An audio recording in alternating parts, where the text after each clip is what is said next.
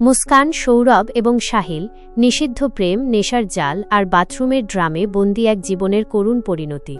মুস্কান আর সৌরভ আপাতদৃষ্টিতে যেন এক সুখী দাম্পত্যের প্রতিচ্ছবি।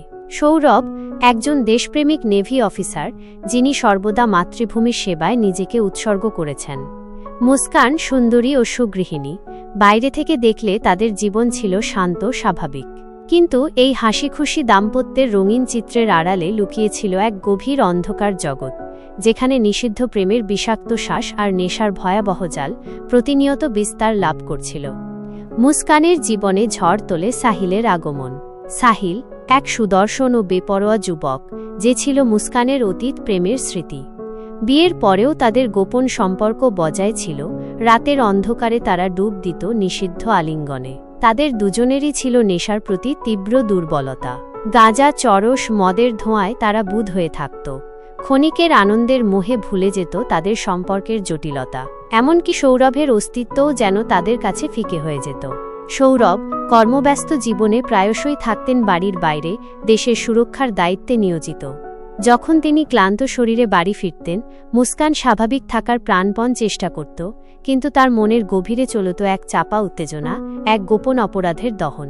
সৌরভ সরল বিশ্বাসে স্ত্রীকে ভালোবাসতেন, কখনো স্বপ্নেও ভাবেননি তার অগোচরে কি ঝড় বইছে।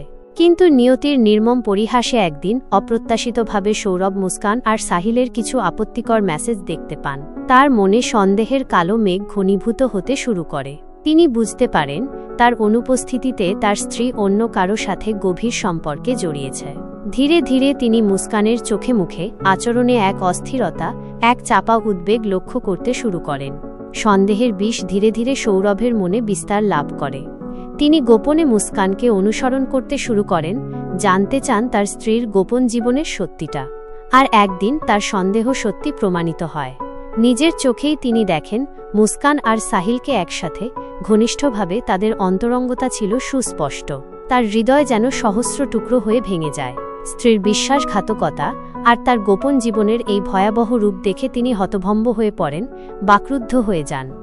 ভেঙে যাওয়া হৃদয় নিয়ে সৌরভ সিদ্ধান্ত নেন তিনি মুস্কান এবং সাহিলের সাথে সরাসরি কথা বলবেন। তিনি তাদের জিজ্ঞাসা করতে চান কেন তারা তার সাথে এমন জঘন্য প্রতারণা করছে, কেন তাদের নিষিদ্ধ প্রেম তার জীবনকে বিষিয়ে তুলেছে।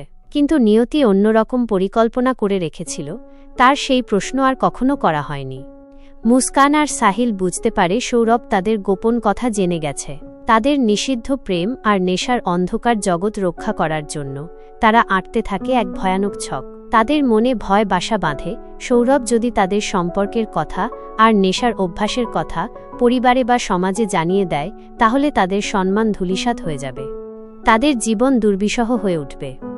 এক অন্ধকার রাতে যখন সৌরভ বাথরুমে ছিলেন, মুস্কান আর সাহিল পূর্ব পরিকল্পনা অনুযায়ী তার উপর ঝাঁপিয়ে পড়ে।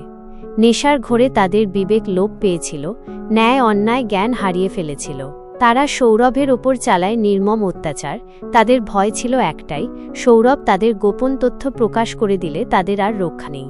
তাদের পাশবিক অত্যাচারে বাথরুমের শুভ্র মেঝে মুহূর্তে রক্তে ভেসে যায়, পবিত্রতা হারায়।